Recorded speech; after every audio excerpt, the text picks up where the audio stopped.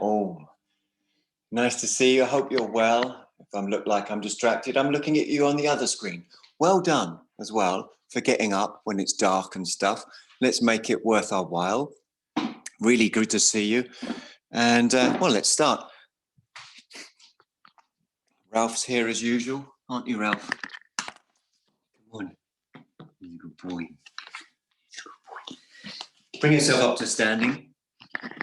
This is a New Year kickstart class. Don't be afraid. It's a good thing.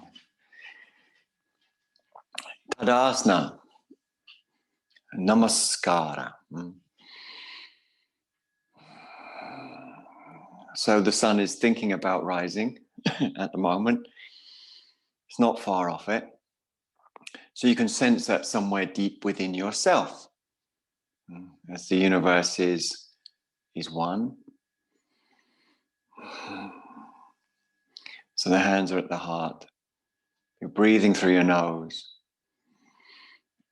You have a sense somewhere, perhaps a little low in the body at the moment. The metaphorical sun is rising, or beginning to rise, or thinking about rising. So you feel that first seed of awakening in the body-mind. You might be moving your feet. I often do, and it's useful, I think. For instance, I lift up the inside of my foot and put down the other foot. So raising and landing and raising and stretching out the plantar fascia on the soles of the feet multiple times. So you massage, you're churning, you're stirring the pot, as it were, the kumbhaka pot. Interlace your fingers. Feel that sense of being centered, of coming together.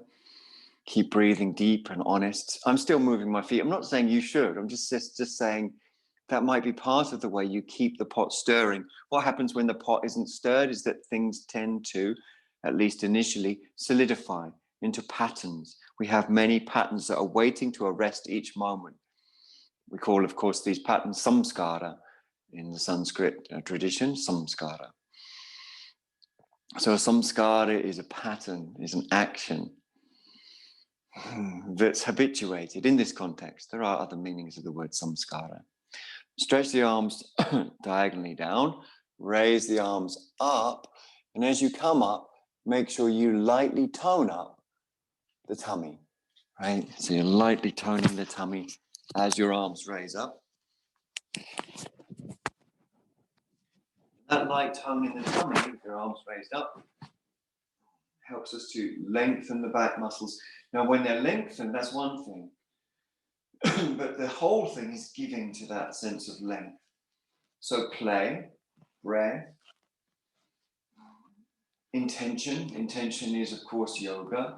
That is coming together, that is commitment.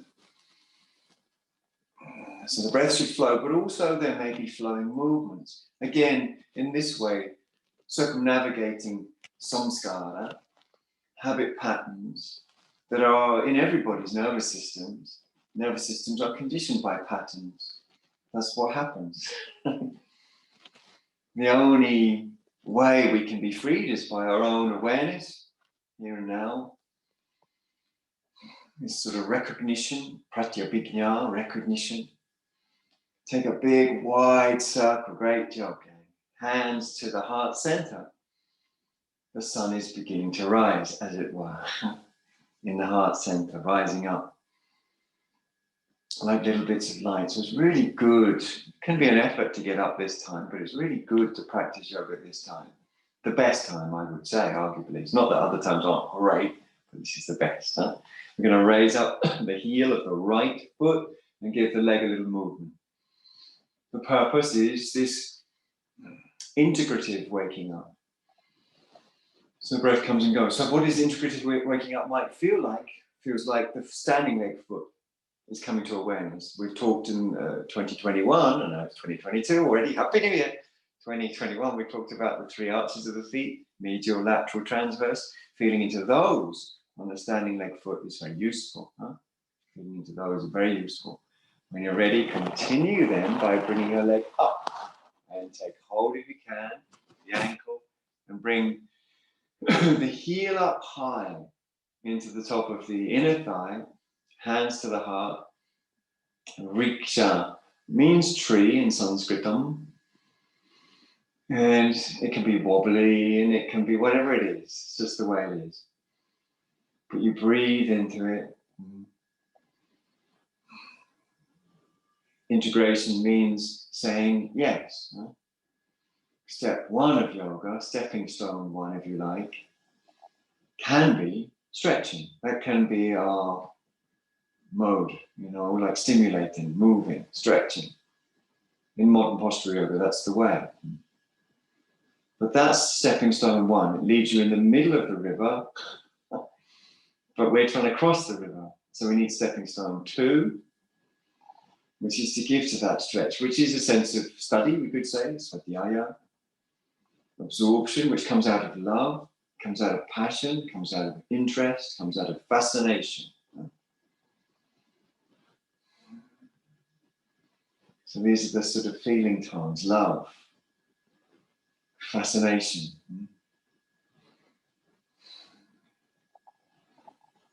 Like when you're in love, you want to give.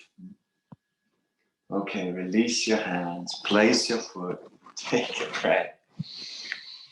Loosen up a little, so you can move in any way that feels a little looser. Could be rapid, could be slow, could be whatever. The only thing it can't be is ineffective. Right? So as long as it's effective, that's what we're looking for. Again, the feet return close or together.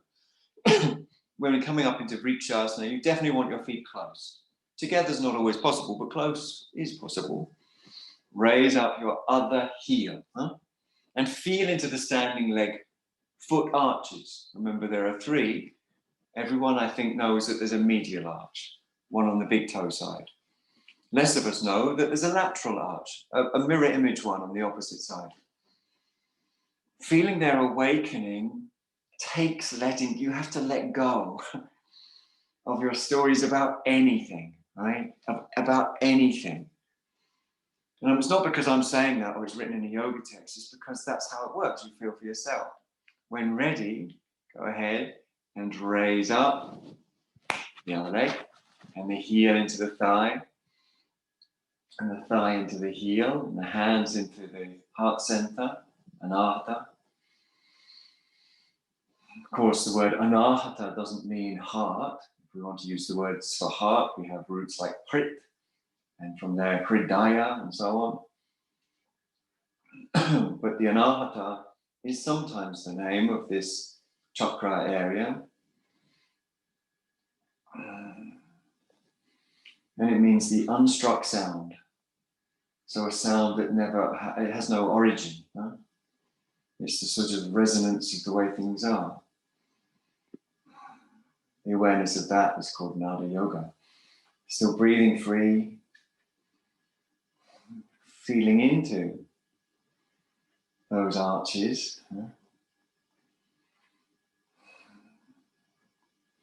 And that's step one, isn't it? Feeling into the body, stimulating the body. Step two is integrating. That's the second stepping stone as you're crossing the river. Once you're on the second stepping stone, it's easy to step over to the far shore. It just sort of happens. What is the far shore? What is the near shore? We'll talk about that soon.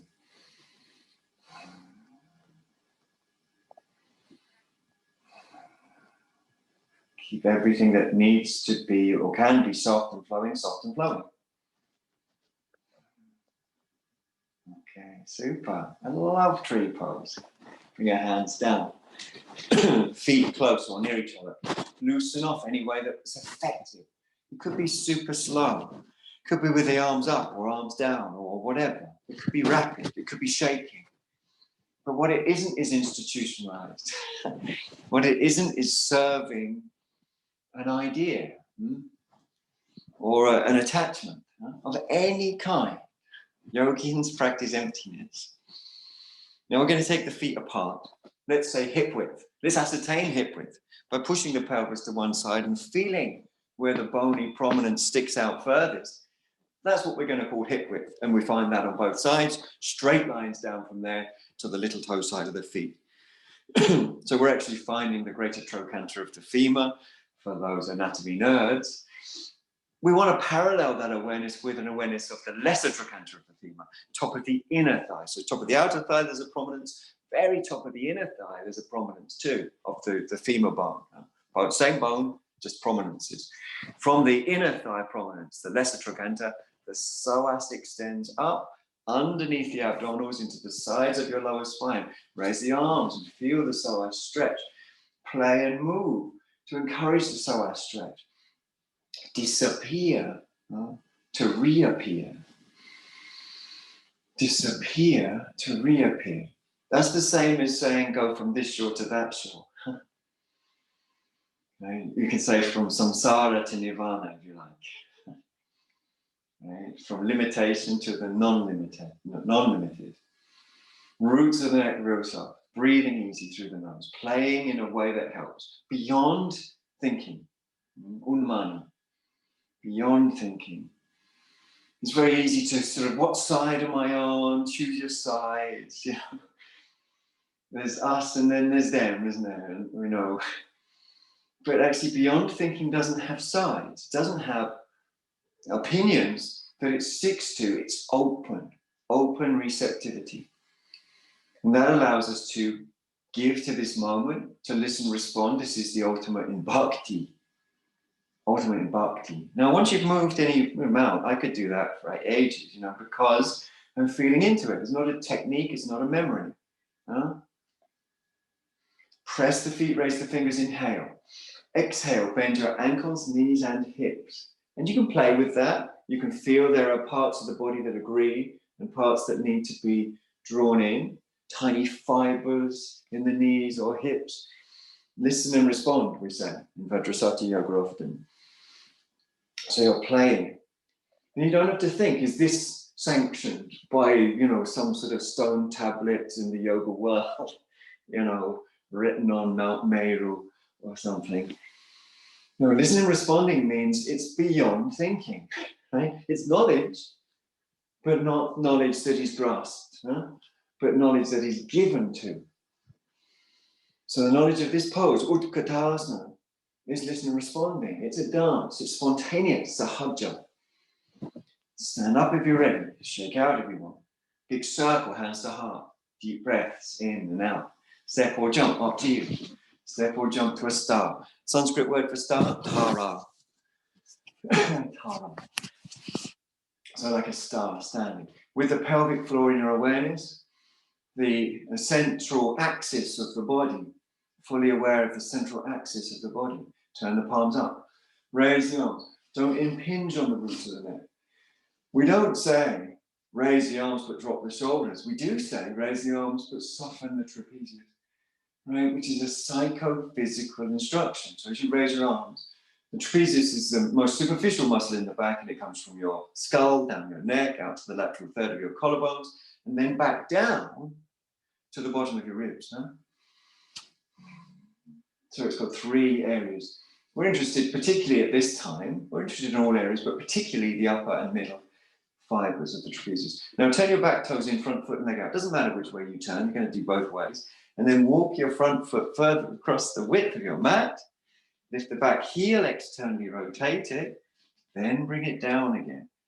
In this way, we can square up with more ease. Lightly toning the tummy brings length to the lower back muscles. Yoga is a meditation, here and now. Meditation means gifting oneself to the moment. Breathe deep, light toning the tummy, roots of the neck soft. Serving flow beyond any ideology, beyond any groups, us and them. Light tone, inhale, exhale, bend your front knee. You'll feel the psoas on the back leg particularly. Remember the inner thigh, the top of the inner thigh, there's a prominence. Top of the outer thigh, there's a prominence. Lesser trochanter on the inner thigh, greater trochanter on the outer thigh. From the top of the inner thigh, it's a meditative teasing round. First stepping stone is stretch. Next stepping stone, part of that, the continuum of that, is to integrate, to give to that stretch. to serve that stretch if you like, to give up what's resistant to that stretch. Huh? Views, opinions, ideas, baggage, you could call it. So play will help. That will definitely help. Inhale, come up with the pelvic floor in your awareness. Turn back to center. Arms through a big circle. Level up your feet. Make sure they're level with each other. That means equidistant from the front of the mat. Take deep breaths. Find the pelvic floor. So this is just tuning in. And again, you know, to be able to be light, you've got to shed stuff. You know, you've got to shed everything. To be able to be light, like a balloon that floats up, it has to drop ballast. Huh? So if you're into, for instance, Jainism, like Mahatma Gandhi was very interested in Jainism, as well as things like the Bhagavad Gita, but he had a friend that was a Jain. He came from an area himself, Ahmedabad, that was had a lot of Jains, practitioners. They're into lightness, ultimate sort of spiritual lightness, by dropping what they see as karmic weight, karmic particles. Huh? Stretch the arms, turn the palms, raise the arms. So being light, I laugh because even saying being light isn't light enough. You know, we give up being the person who's being light and simply serve. Swami Vivekananda was very keen to emphasize 100 years ago on this emphasis on service, seva. I think it's a very good emphasis. Back toes turn in, front foot and leg out, whole body turns. Walk the front foot further across the width of the mat. Lift the back heel, externally rotate it, and then descend it again. Again, light tone in the tummy, repetitive, maintaining that, like you're brushing the strings of a harp. Breathing through the nose, roots of the neck soft, aware of the pelvic floor. Aware of the psoas, or at least the top of the inner thigh on the back leg. Inhale. Exhale. Bend your front knee. Look for flow wherever you can. Everywhere, ideally everywhere, is flowing. Anything that doesn't flow, like what am I supposed to be doing? Where am I supposed to be going? That's not flowing, is it? Right? The knowledge you need is the knowledge about this, capital T, and this is here, right? You don't have to wait for it. You don't have to wait until you've acquired it, or you've built it up, or it's come in some imagined utopic future, all like paradise. You know, it's now, right? So you breathe and you play investigatively, you surrender, seva, S-E-V-A, seva. Service. Huh? You can hear the similarities between these languages, Sanskrit and the Romance languages, the Germanic languages, the Slavic languages. Inhale, come up with the pelvic floor in your awareness. Turn back to center. Hands on the hips, level the feet. Find the pelvic floor. Tune in. Breathe deep. So giving, service, seva, seva, seva. We're going to turn the back toes in. We're going to turn the front foot and leg out, turning on the ball of the foot, finishing off the turn on the heel. If you look, that should line your front heel to your back arch, right? So have a look and adjust if necessary. Again, it's useful to focus on the lesser trochanter. This time, the back leg again, like in Virabhadrasana 1, Virabhadrasana 2, the same. So just place your finger on the top of your inner thigh, just prod it or poke it until you can feel it. And then feel a stretch that goes up from there through your deep belly as you raise your arms up. Chest facing forwards. Inhale. Exhale. Bend your front knee and then retract it back to straight and bend it again. Do it a few times. So you're playing with the tissues on the front and back leg to encourage them fiber by fiber, holistically, to come into agreement. What causes disagreement is attachment. Attachment to the past, attachment to the future, attachment to an idea about yourself in the present. And all ideas about ourselves in the present cause us to be in this group and out of that group. That causes us and them, and ultimately disharmony in the otherwise beautiful universe. Back arm down. So this is viparita. So viparita means turn around. It can imply being upside down. Right? Lean back. So this is viparita, virabhadrasana. Top arm up if you want. It doesn't have to be up, but it can be. And still play. You can do things if you find it useful, like raising the heel of your front leg. Right? Some people find that useful. Others find raising the toes of the front leg. Having your top hand in a mudra for some is useful. Right? But it's about integration. So play with it. Don't superimpose our ideals onto the body, but listen and respond. Okay, coming forwards and bringing the arm down so that the elbow rests on the thigh. Palm up. Look up. Breathe deep. Stretch up if you like. That's optional. Play. Lila. Lila. Play. So play means little movements, perhaps. But it's beyond thinking. Homo sapiens have a great strength and a great weakness. That is, we are able to organize ourselves into large groups around a story. Chimpanzees apparently can only ever organize themselves into a maximum group of 100, and that's quite rare. So what makes Homo sapiens able to organize themselves into big groups and build the pyramids and so on? Stories. Stretch your top arm up and over. Now that's great. There's a great strength of Homo sapiens. Stories. But it's also a great weakness. It really does depend on whether the story is ashuddha vikalpa, an impure story, or ashuddha vikalpa, a pure story. Arm down, push, inhale, come on up. Well done. Hands on the hips, feet face forwards, catch the breath. So that might mean deep breaths. Hopefully that's stimulating. So take a few deep breaths, find the pelvic floor, keep the eyes soft. So those vikalpas, those stories, there's a third. I've mentioned impure story, ashuddha vikalpa.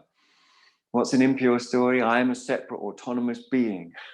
I'm completely autonomous. I'm completely discrete. It's me and everything else. That's an impure story. It's not true. My thoughts are my thoughts. I demand the right that they're autonomous. That's an impure story because it's not true. Back toes in, front foot and leg out. Everything's interdependent. Everything's interconnected. What you feel is partly mine and what I feel is partly yours. That's a purer story. It's interdependent.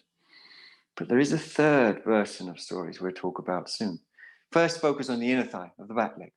So press your finger onto the inner thigh. It's okay, no one can see you. Top of the inner thigh. So you find the lesser trochanter of the femur. Big words that just mean a bony prominence on the inside. That's where your psoas and iliacus muscles both attach there. They share a muscle tendon. They move across the lateral pubic bone underneath the abdominals. That's where it becomes more subtle to sense them, but can be done. Bend your front knee and re-extend it. Raise your arms up. Release the roots of the neck.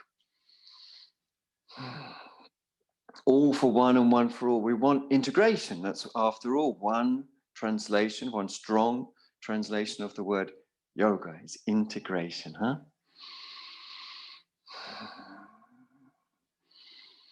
Breathing deep. Even union. Back arm down. Looking up. So this is the viparita, the reversed, or the inverted, or the backwards, you could say. Viparita often means inverted. We're told in Hatha text to practice viparita karani, an inverted kind of practice. Right? That's what it means.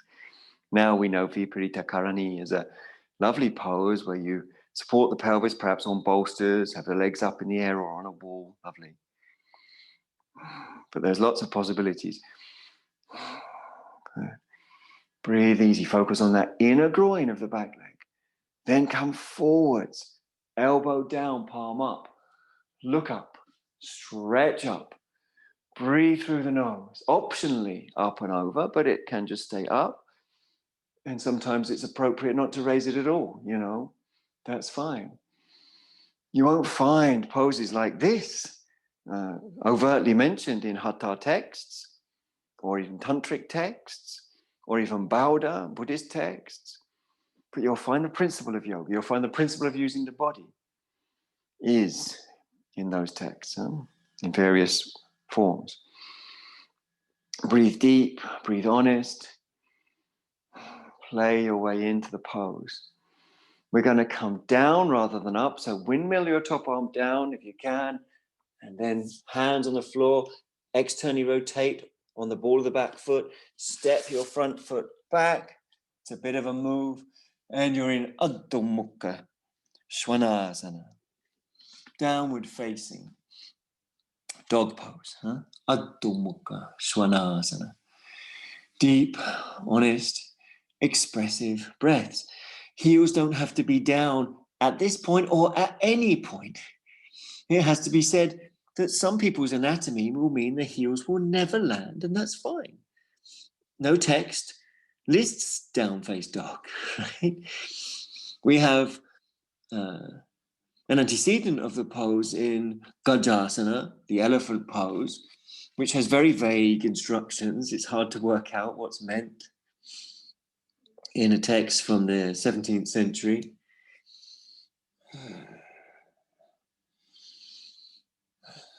But the heels may or may not be down. What we definitely do want, what we do find in texts, is this sense of this coming into the center. And for that to happen, the center must be vacuitous. It must be empty. It must be available. So you have the sense of the central channel, which we could correlate in part to the spinal column. We can imagine it anterior to that spinal column. Well done, everyone. That will do for now. Let's come to hands and knees and catch our breath there.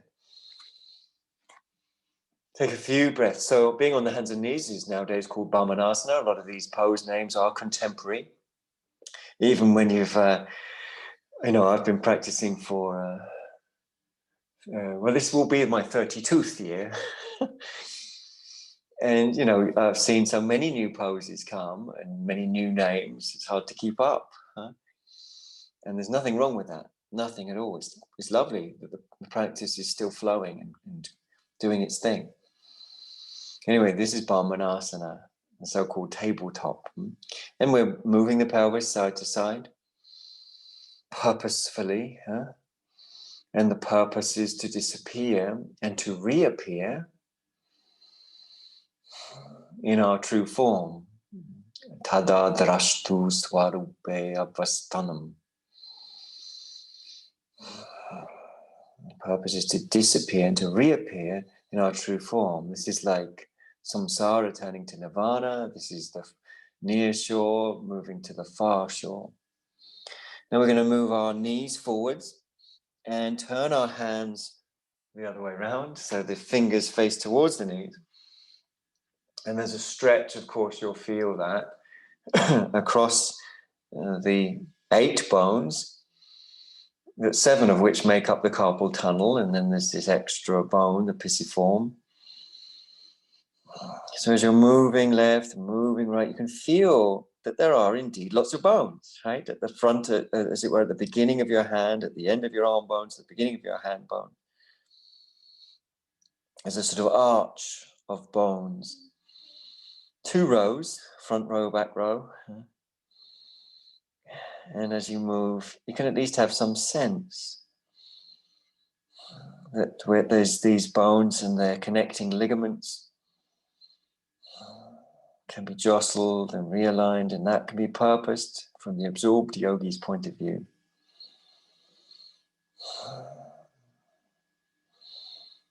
How do you purpose this to the purpose of yoga absorption? You breathe. Breathe into it. You give through the breath, through the way we're breathing into it. And this is super useful, super, super useful. Useful for the nerves that come down from the brachial plexus to the fingers and thumb. Tuck under your toes and push slowly back So you get a stronger stretch in the wrists and beginnings of a stretch in the foot arches. Slowly peel your hands and bring them the other way around, back to their more sort of natural way, fingertips on the floor. See how that feels, breathe into it. And then continue your journey up until you're in quite an acute stretch, I admit. For some, it's not too bad for some people, and it's really strong for others. So don't worry, we're not going to be here long enough to interlace the fingers, raise the arms up though. Roots of the neck soft, breathing through the nose, light tone in the tummy. Perhaps there's movement that's serving this sense of, it's hard to speak about it because when you enter it, it's an experience that's beyond words, right? It's beyond conventional language.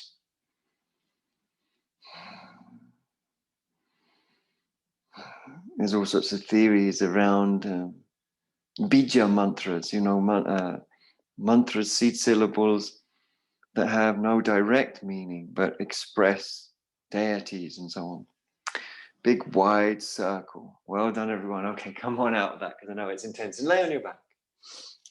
Now, when you're laying on your back, by the way, before you get too comfy there, it's sometimes worth making sure that your head is supported. So you might want to take a block or a neatly folded blanket or a towel. Now, it's been a while, hasn't it, since we've started all this yoga online and stuff. And so it's a good chance that many of us now have acquired various bits and bobs for yoga practice at home. So you might have a block, but even if you haven't acquired stuff, you'll have a towel, and towels are great. You'll know that if you've ever read The Hitchhiker's Guide to the Galaxy. Now raise a leg up. Doesn't matter which one. That one will do. Yeah, that's fine, like that. And then flex your foot back and forwards. Go ahead.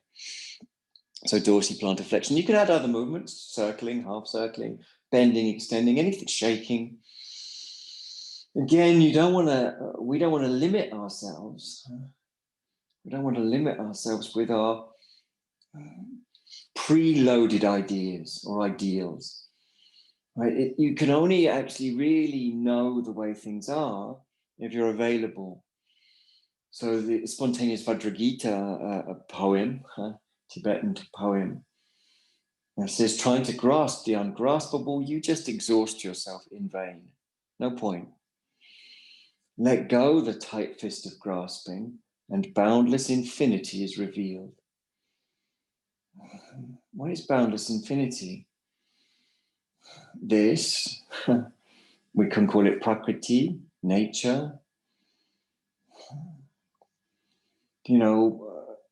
Different people have different ideas about how the universe began. The scientific idea, based on data, of course, is that there was a big bang of some kind, a beginning. But many scientists see that the beginning wasn't the beginning. Something came before. Perhaps the beginning was something like a white hole, the flip side of a black hole, and perhaps something other. But we have this beginninglessness posited by many scientists, various different ways that they express this mathematically or otherwise. Heel in, toes out, cross that leg over the other. Go just beyond the lateral malleolus, outer ankle. So the infinite is this. If you try to grasp it with an idea, what is it? How can I store it? You can't. You'll never touch it that way. That's why we always refer to St. Augustine and the cup and the ocean analogy. You can be moving, by the way. It can be good for the back to move the leg, top leg. I'm giving you some examples, but it's not much to it really. You just use intuition like a cat does when it stretches. Lift the foot that's on the floor off the floor and still play. There should be no dukkha, discomfort in your knee capsule. If there is, move in ways that negate that dukkha. Lift your head, there's a gap between the legs, plunge through it, interlace around your far shin. Let your head come back down. Roll around a bit. Roll left, roll right. And look for moments that are beyond thinking. Tat param. Purusha kyate arguna vaitrishnam. Tat param. That beyond. That unsurpassable. That furthest. Param. Purusha kyate. The person who knows it. Who knows that beyond. Guna vaitrishnam. Has no thirst anymore. They're completely quenched. They're completely satisfied.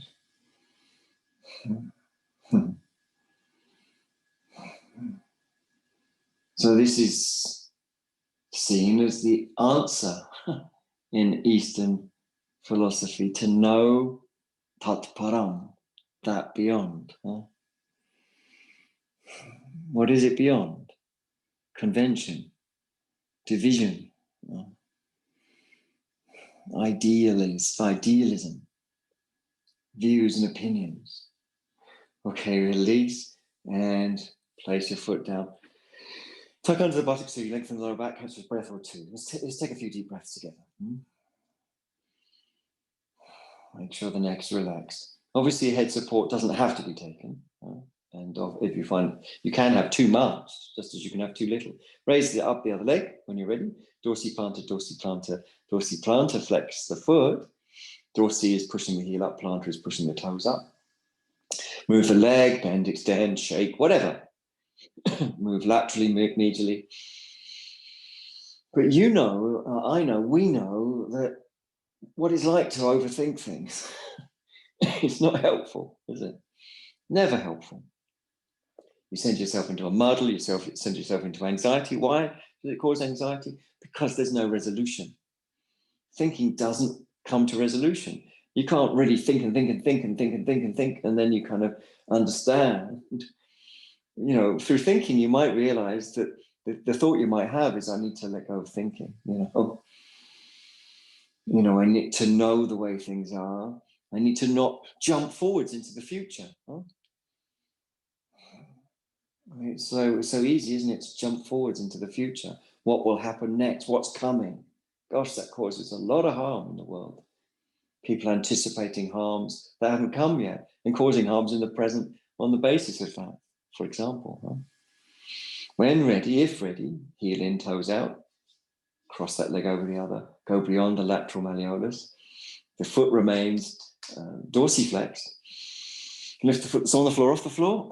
Lift your head, plunge through, interlace.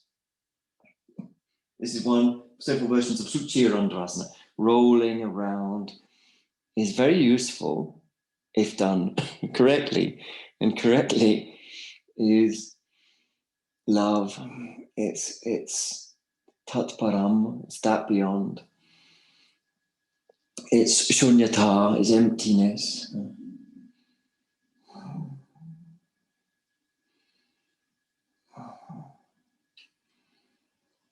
So, we often think, I've got to be prepared. I've got to know in advance. I've got to be ready. I've got to be preloaded. I've got to, figure it out. But what it ever is this. What we need to know is always this. And this is now. This isn't in the future. This isn't in the past. This isn't an abstraction about oneself in the present. One has to open one's hands. One has to trust. The Sanskrit word is shraddha. One has to trust. One has to surrender. The Sanskrit word is yajna. One has to give. The Sanskrit word is dana.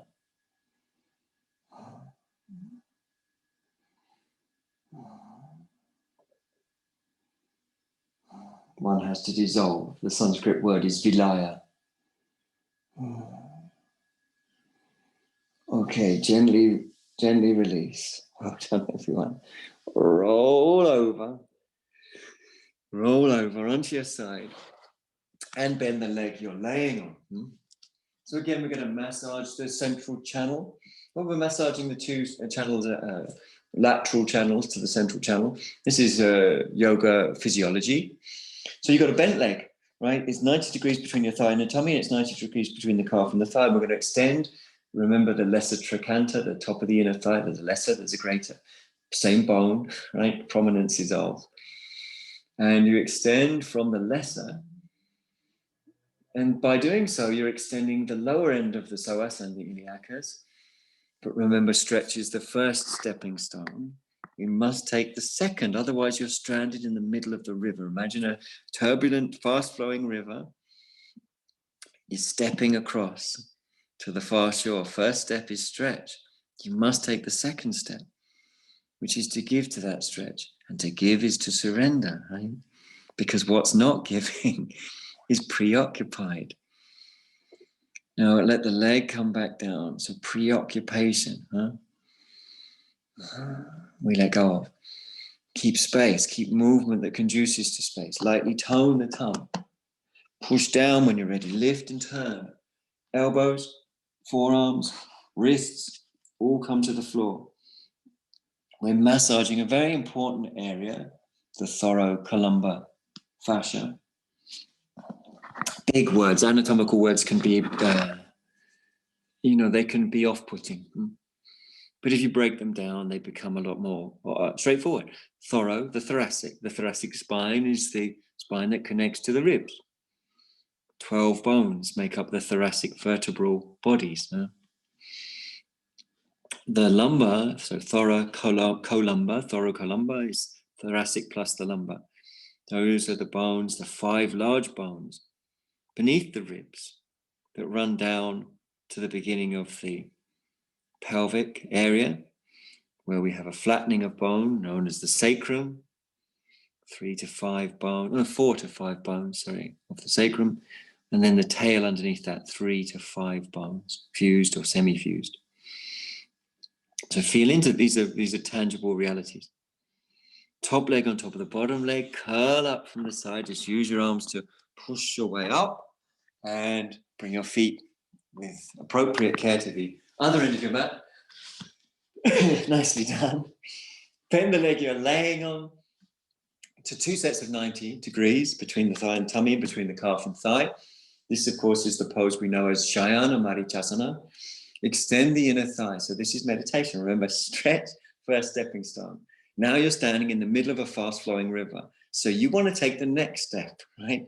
Or you might go back to where you came from, and then you're just back, But most of us who practice yoga have had a sense of the beyond, right?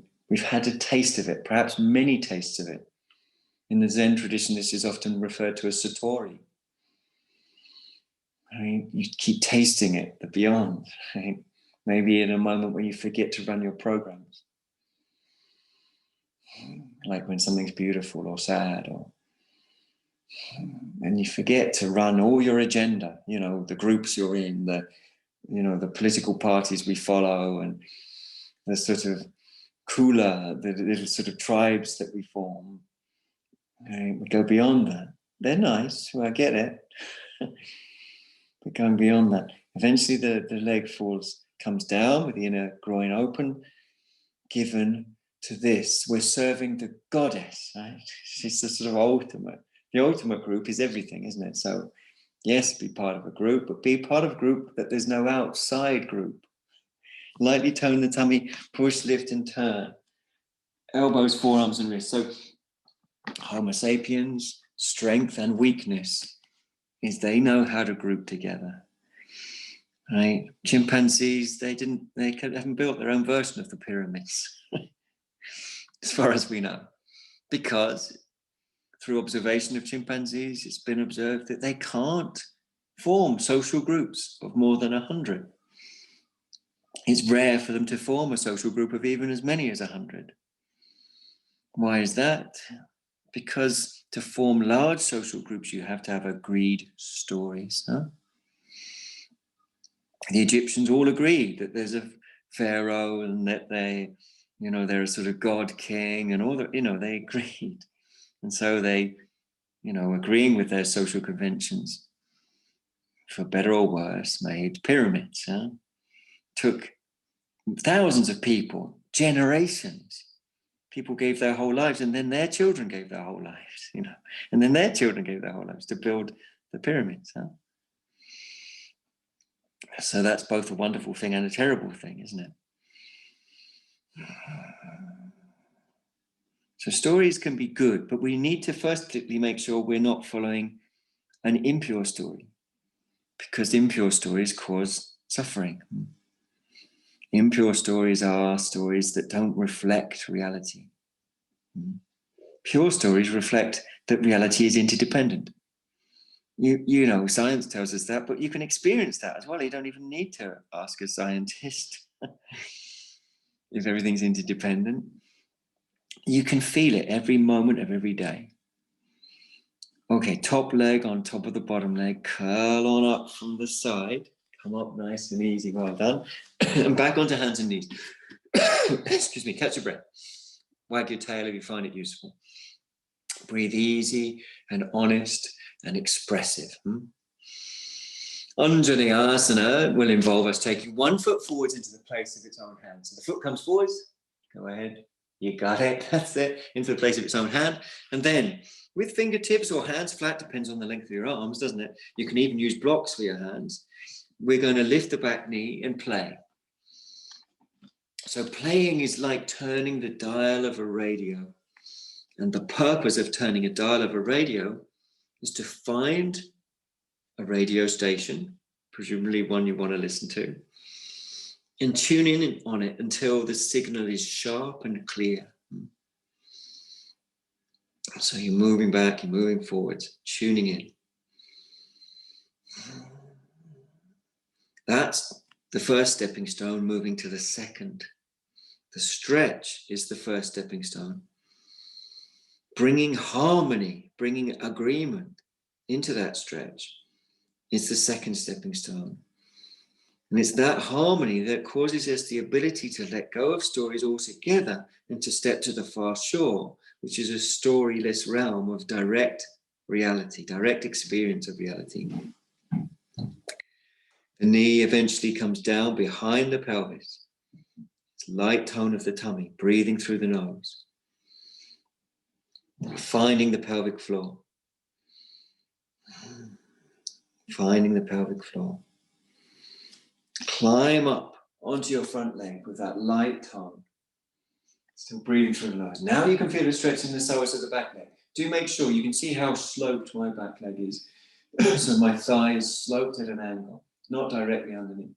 That's giving me the stretch of the psoas. It's giving me a stretch of the rectus femoris. It's giving me a stretch of a great deal of muscles, the tensor fascia lata. Lightly tone the tummy, and if you want, raise the arms up. If your back knee is uncomfortable on the floor, a very good solution is to visualize and feel the yes, the om of the stretch, the agreement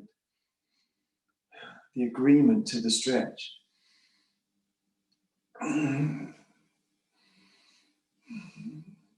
Breathing deep, breathing honest. Good job.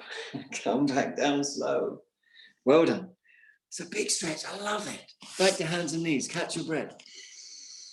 Wag the tail. Take expressive breaths, deep expressive breaths.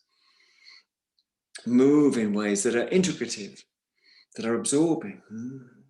When ready, if ready, your other foot comes forwards in your own way. Go ahead. The other foot forwards into the place of its own hand. You got it.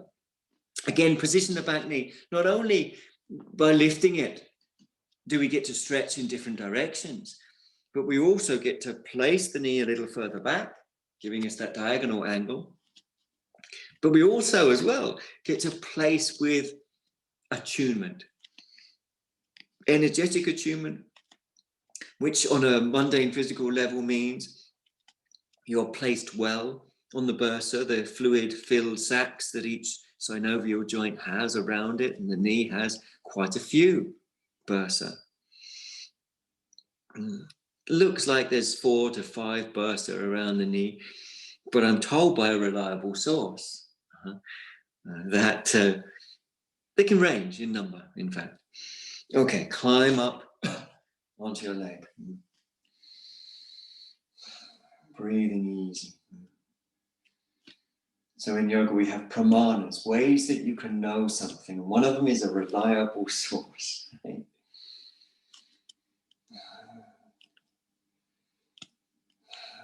Light tone in the tummy. Focus on that stretch in the inner, from the inner groin. Yeah, go ahead, raise the arms up. Lightly tone the tummy. Giving is the heart and soul of yoga. Lightly tone the tummy. That light tone pulls the front pelvis up. That keeps the lower back muscles longer.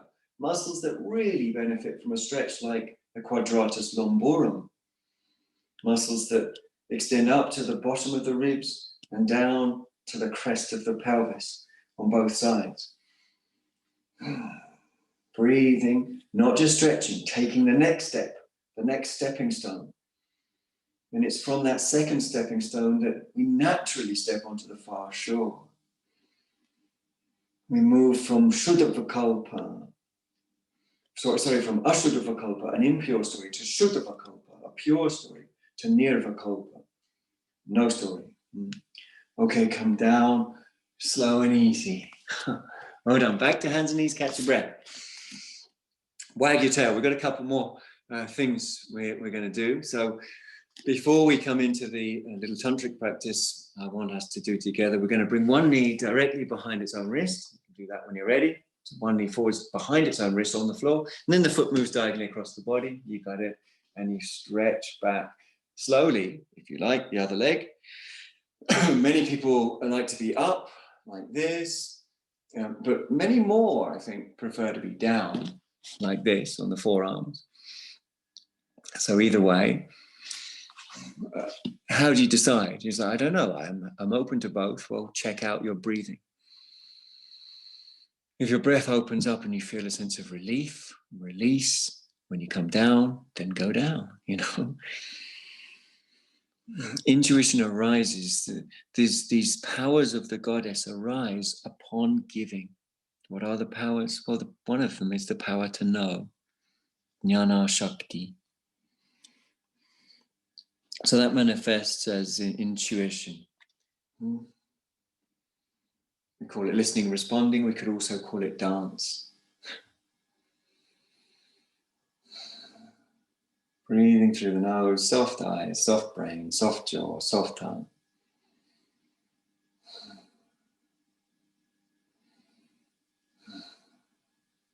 Okay. If you're up, come down. If you're down, come up and tuck your back toes under. Bring your back knee forwards, back to hands and knees. Catch your breath. Loosen off. So we're stepping onto the far shore, which means the breath flows. The mind knows, just knows. When the breath flows, the mind knows. Conveniently rhymes. Other knee forwards, directly behind the other wrist. The foot moves diagonally across the body and stretch back. Take your time, stretch back.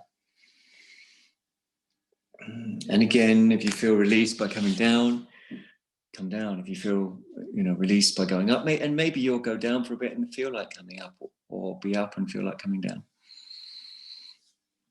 But your breath is the lakshana, the indicator. So let it open up. Move in any way that conduces to the breath opening up.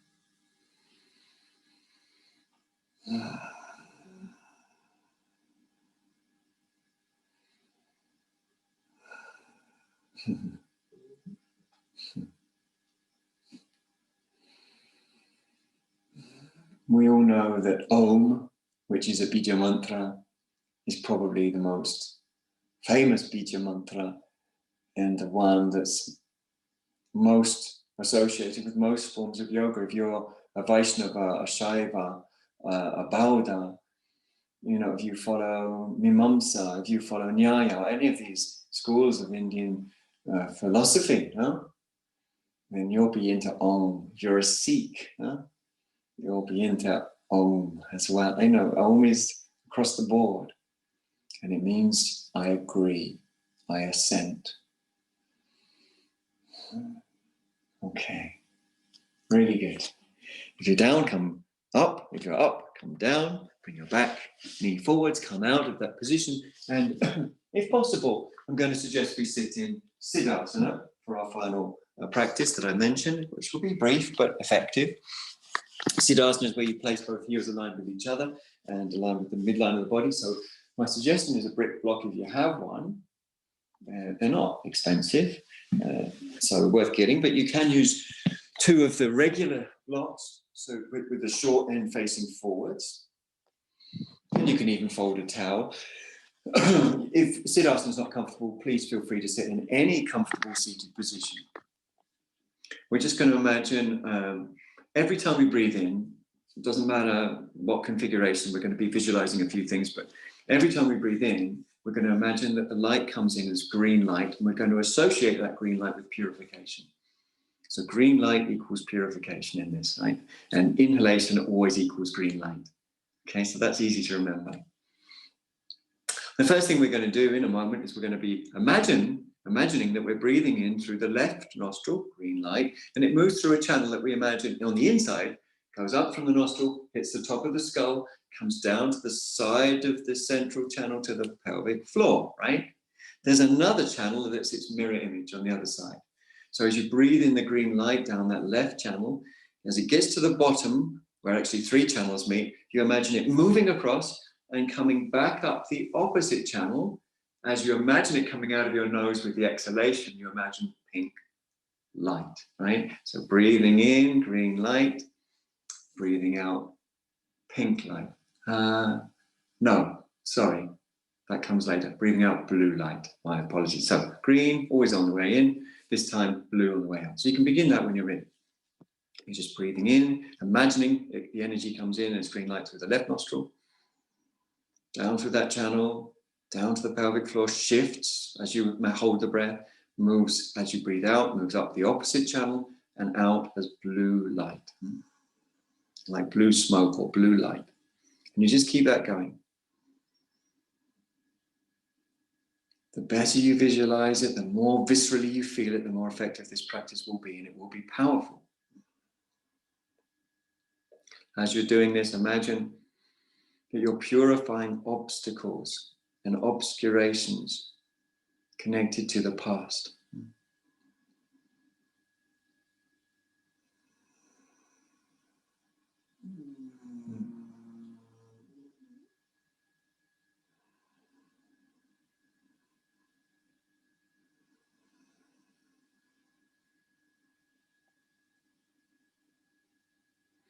Obstacles and obscurations being purified to do with the past and to do with aversion.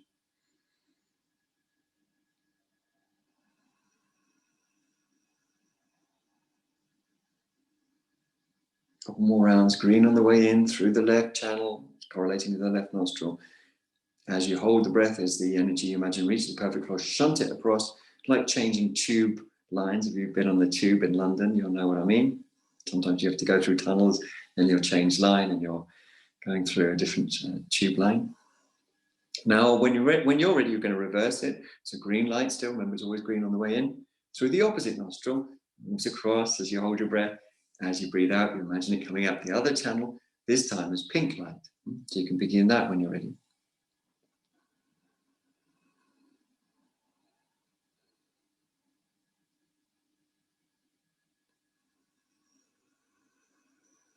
The green light is purifying. And we're purifying obstacles and obscurations to do with the future, to do with craving.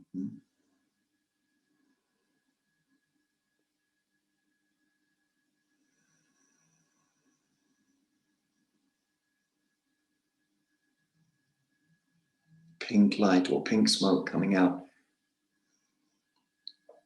Breathing in this time through the right nostril. The pink smoke, when you breathe out, comes out the left. Always green light coming through the channels, purifying them.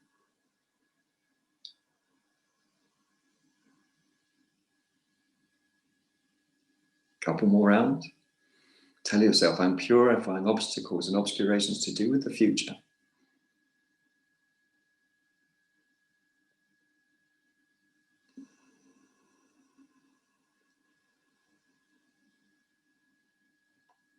Logical conclusion is to then do the same practice through both nostrils, imagining the green light coming through both channels, gathering and mixing. This is one possible meaning of the word hatha, the mixing of the energies of the right and left channel, the sun and moon, hatha, mixing together, and then projecting up on the exhalation, the energy through the central channel, and it comes out of the crown of your head as black smoke, completely carbon neutral, does no harm to the environment, and dissolves without a trace. So start that practice now. Green, purifying light through both channels.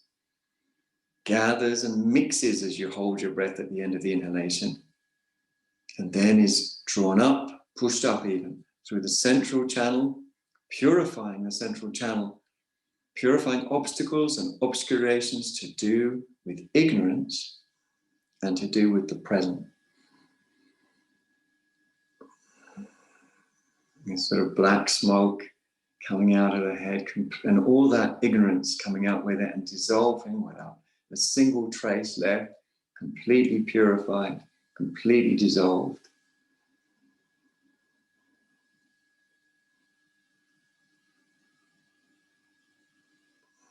Really mix those energies on the Antara Kumbhaka, the internal retention. That is at the end of the inhale.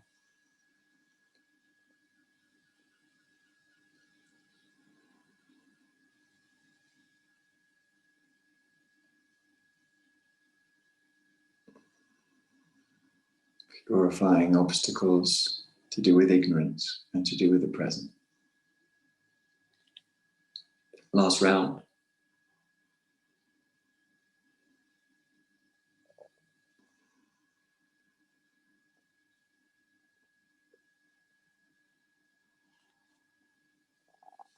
Hands to the heart.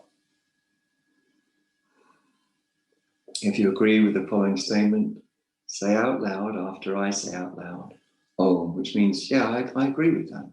And then you'll feel the effect as the energy radiates out. So the sentence is, may the merit gained in our acting thus go to the alleviation of the suffering of all beings.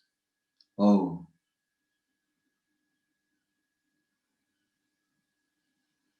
So as it radiates out, it includes you. It's radiating out, including every cell of your body, as it were, and radiating out to all beings. Release your hands. You can either stay seated, or a good idea sometimes is to come to lay for Shavasana. We're only going to be a minute in this last phase, but obviously you can stay longer if you have longer, but I try to keep this reasonably on time. Always worth this last minute. Longer if you've got it. Make sure if you are laying down that you're warm, especially if you're in the UK. If you're continuing by sitting, that's fine too. If you're laying down, make sure you're symmetrical and spacious.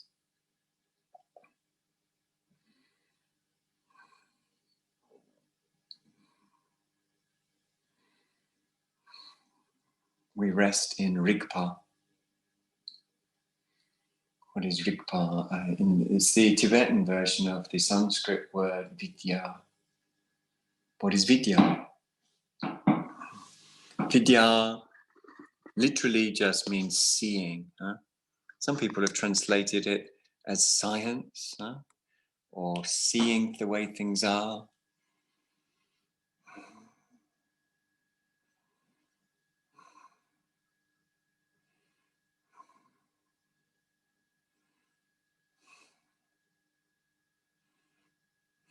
It's non-duality, it's the center, it's the exact middle of everything, before polarities, before us and them.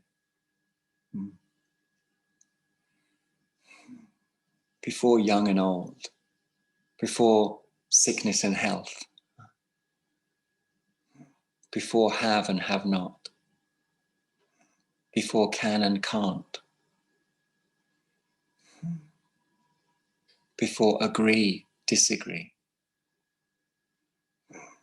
before in and out, before you and me.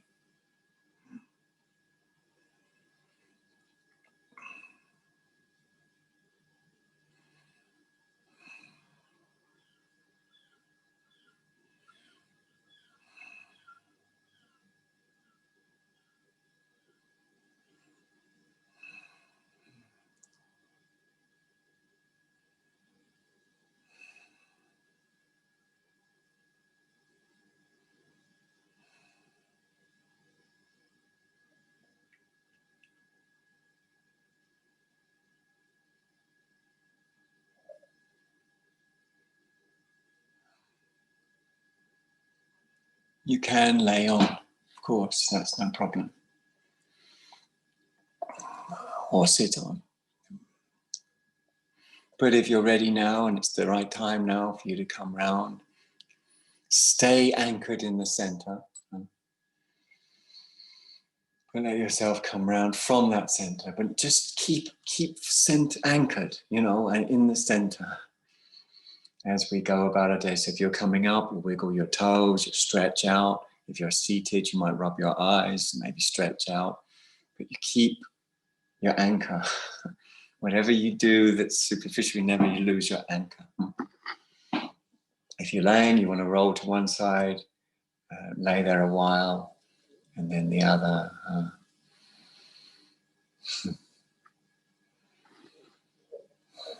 And coming up when you need to.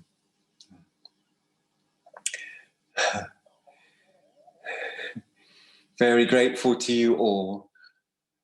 Don't rush up. It's okay. Very grateful to you all. Lovely to see you. Well done for getting up. I think it's really worth it. It's my favorite class of the week, this 7 a.m. I keep looking like I'm looking away, but I'm looking at you on my other screen over there, which is a much bigger screen. I hope you have a wonderful day. Stay centered, stay anchored, be happy and well. Love you all. See you soon. Oh, bye for now. Bye. Thanks, Jim. Happy New Year. Happy New Year, everybody.